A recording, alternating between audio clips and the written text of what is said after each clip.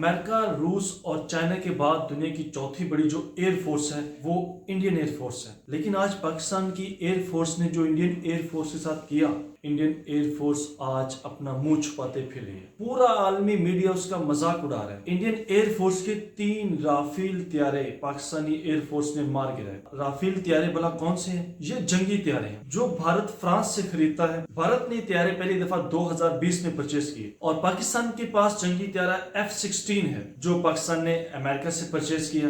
ये दोनों ही जंगी त्यारे हैं, दोनों की अपनी अपनी एबिलिटीज और क्राइटेरिया है। दोनों ही किसी भी माहौल में, किसी भी मौसम में, हत्ता के न्यूक्लियर कंडीशन में भी फाइट कर सकते हैं, अटैक कर सकते हैं। इंडिया के वो 3 राफेल त्यारे हैं जो वो फ्रांस से परचेज करता है, पाकिस्तानी एयर फोर्स ने मार गिराए, जिसकी वजह से राफेल त्यारों की जो रेटिंग है वो भी डाउन होगी। और फ्रांस की कंपनी डसॉल्ट एविएशन अब पछता रही है कि उसने क्यों इंडिया को ये त्यारे बेचे। रात गए भारत ने पाकिस्तान के 6 मकामात पर 24 हमले किए। इन हमलों में पाकिस्तान के 8 मासूम शहरी शहीद हुए और 35 के करीब लोग जख्मी हुए। पहला हमला अहमदपुर की शर्किया मस्जिद पर किया गया, जहां पर एक ही मस्जिद के ऊपर 4 हमले हुए और वहां पर 5 लोग शहीद हुए, जिनमें एक 3 साल मासूम बच्ची भी थी और 30 के राउंड अबाउट लोग जख्मी हुए।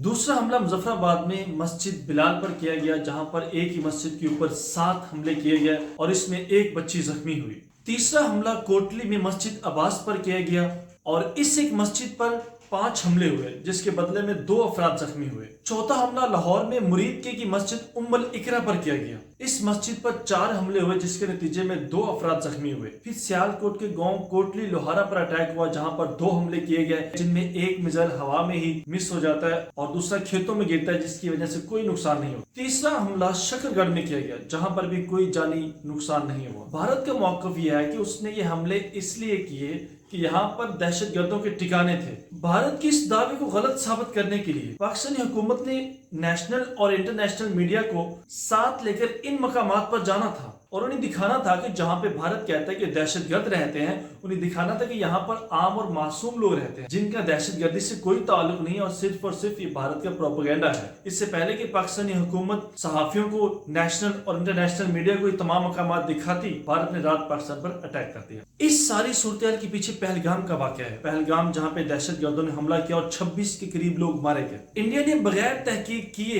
ये सारा पुलंदा पाकिस्तान के ऊपर फेंक दिया। जब पहलगाम का वाकया पेश आया तब नरेंद्र मोदी सऊदी अरब के दौरे पर थे। उन्होंने अपना दौरा अधूरा छोड़कर वापस इंडिया आए और बगैर तहकीक के पाकिस्तान पर इल्जाम लगा दिया। हमले के ठीक 5 मिनट बाद पाकिस्तान के ऊपर एफआईआर दर्ज कर दी। यानी इतना बड़ा हमला हुआ और आप एक मुल्क के ऊपर इल्जाम लगा रहे हैं और वो भी बगैर तहकीक किए, कुछ भी सोचे समझे बगैर पाकिस्तान के ऊपर पुलंदा डाल दिया कि ये सारी कार्रवाई पाकिस्तान ने करवाई है या इसमें पाकिस्तान इन्वॉल्व है। इसके जवाब में पाकिस्तान ने नेशनल और इंटरनेशनल मीडिया को ब्रीफिंग दी और उन्हें रिक्वेस्ट की। उन्हें कहा कि हम चाहते हैं कि इस मामले पर शफाफ तहकीकात होनी चाहिए। पाकिस्तान ने अमेरिका से कहा, यूएनओ से कहा, बरतानिया से कहा, हम उस टीम के हिस्सा बनना चाहते हैं जो एक न्यूट्रल टीम होगी और इस वाकये की तहकीक करेगी क्या पहलगाम में पाकिस्तानी या पाकिस्तान की आर्मी मुलव्वस है। अगर पाकिस्तान मुलव्वस है तो हम सजा के लिए तैयार हैं। लेकिन इंडिया ने शफाफ तहकीकात की रिक्वेस्ट को रिजेक्ट कर दिया। यहाँ पर होना तो ये चाहिए था कि शफाफ तहकीकात की जाती और जो इसमें मुलव्वस था, अगर ये इंडिया का अपना ही किया हुआ प्रोग्राम है, अपना ही किया हुआ प्रोपेगेंडा है, उसने अपने लोगों को मारा है, तो उसको एक्सपोज होना चाहिए। और अगर इसमें पाकिस्तान इन्वॉल्व है तो उसको भी एक्सपोज होना चाहिए, क्योंकि दहशतगर्दी के वाकयात तो गलत है ना। कोई भी मुल्क किसी मुल्क की सरहद पार करके वहां पर अटैक करेगा, उनके लोगों, मासूम लोगों को मारेगा, तो ये तो गलत है। ये तो इंटरनेशनल रूल्स एंड रेगुलेशन के खिलाफ है। तो जो इसके जिम्मेदार है उसको सजा मिलनी चाहिए आलमी अदालत के through, international court of justice के थ्रू। लेकिन इंडिया ने शफाफ तहकीकात को कोई सपोर्ट नहीं किया। पाकिस्तान ने पहले कहा था कि अगर पाकिस्तान पर अटैक हुआ तो हम भरपूर जवाबी कार्रवाई करेंगे। पाकिस्तान ने ऐसे किया, जवाबी कार्रवाई की और इस जवाबी कार्रवाई में उनके 5 त्यारे मार गिराए, जिनमें से 3 राफेल त्यारे थे और इसके अलावा भारत की कई फौजी हेडक्वार्टर्स पर अटैक किया, उनको खत्म किया।